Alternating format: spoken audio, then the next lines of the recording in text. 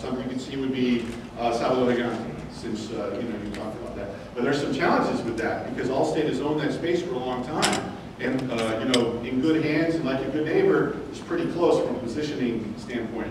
It's going to be very challenging to leverage that to its full advantage, because Hispanics are not going to be able to tell the difference for a little while, that's for sure. What about C, change? This is how you spell yes in Spanish, as I. So what about C, change, corporate leadership? So even the whole idea of trying to describe change, using the word C, or the letter C, has this and many other ones associated with it. So let me share with you my view of the only people in the world who really embrace change. Those are babies with wet diapers. Are the only people that really love change. We don't love it.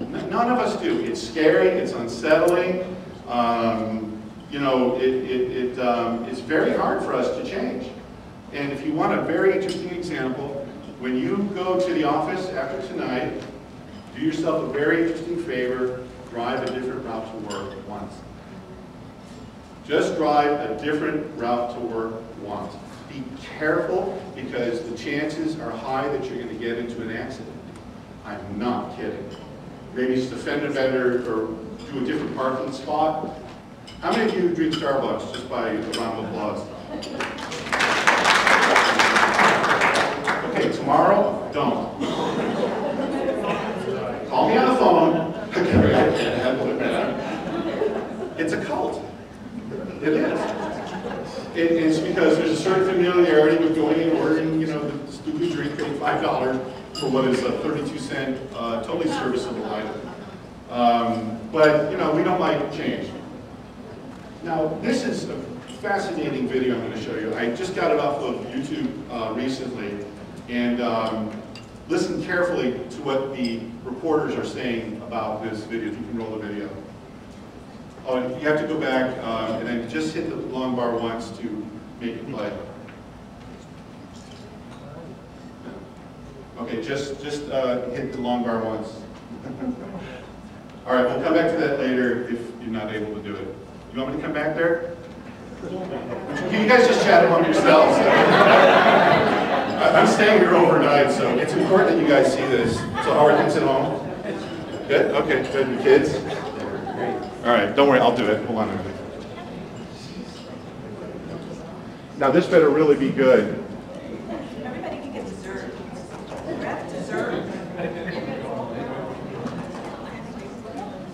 Austin is up. 1-4. Sending a large chunk into the Pacific Ocean. Recent storms have driven an unusual number of icebergs closer to New Zealand's coast. People are flocking to see the sight of it. That is pretty neat.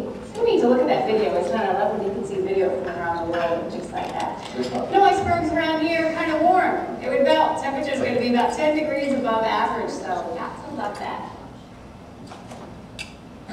Hello, global warming? Arguably the most significant event affecting this planet ever. Some people believe, lots of science seems to be moving towards that. Let me show you what these people said about it. Good stuff. It's fantastic to see video from other countries. Tourists are flocking to see this great scene. That ice would melt here. It's 10 degrees hotter than normal. Hello. Gotta love that. Now think about this just for a moment. These are people representing, information to us as consumers of the same information, saying these things about icebergs that are melting. And, Carolyn talking about the fires in San Diego is probably not random that these things are happening. Did anyone see the 60-minute special on fires? It was on Sunday. The guy, what did you take away from that? Just the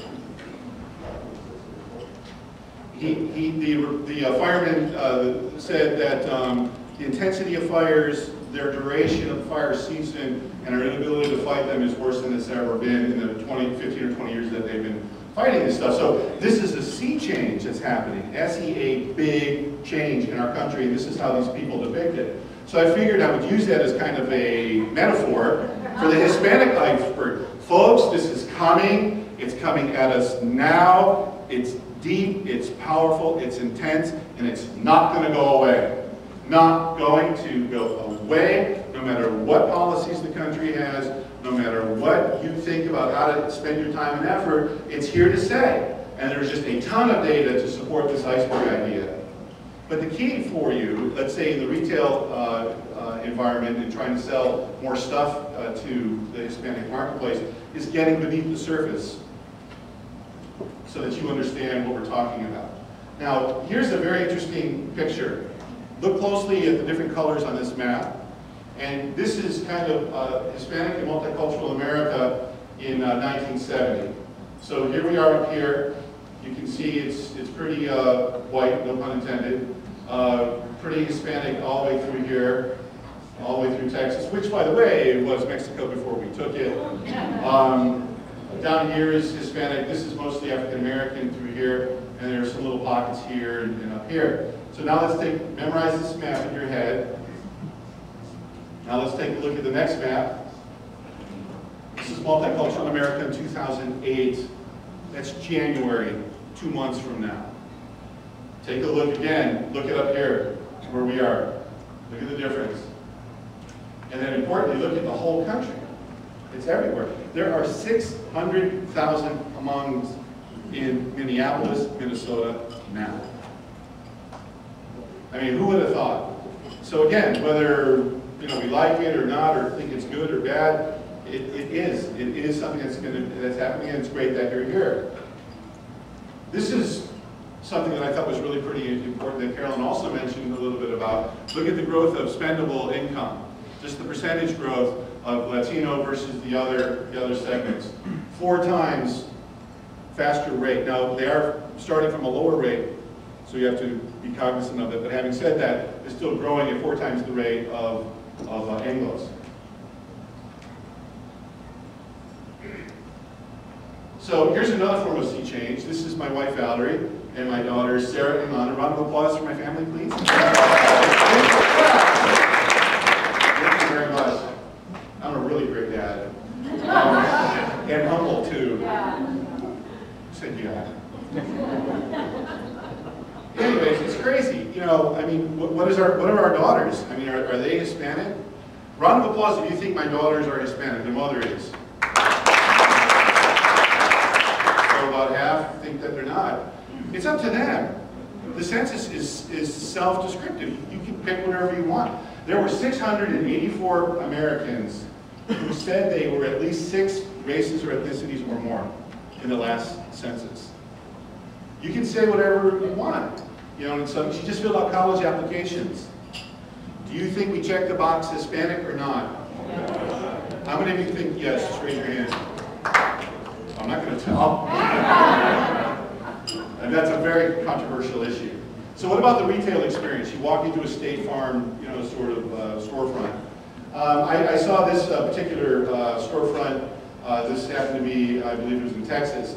And it did a lot of things well. We know Hispanics are big users of money transfers. We know they like games of chance at a higher rate. Unfortunately, they do smoke at a higher rate. They like promotions. So I thought all that was good, and I didn't really notice anything until I saw that the one sign that they translated into perfect Spanish was, this store has installed the checkpoint anti-shoplifting system. So what message does it send to your customers when you say, don't rip me off, as soon as they walk in? It's not welcoming. It's not bienvenidos. And it's certainly not abrazo. So talking about CEOs for just a moment, sea change. They are an extraordinary group of people. So by round of applause, how many in here think CEOs are smarter than you? Just round of applause if you think they're smarter. While I appreciate your high sense of self-esteem, how come you're not all CEOs?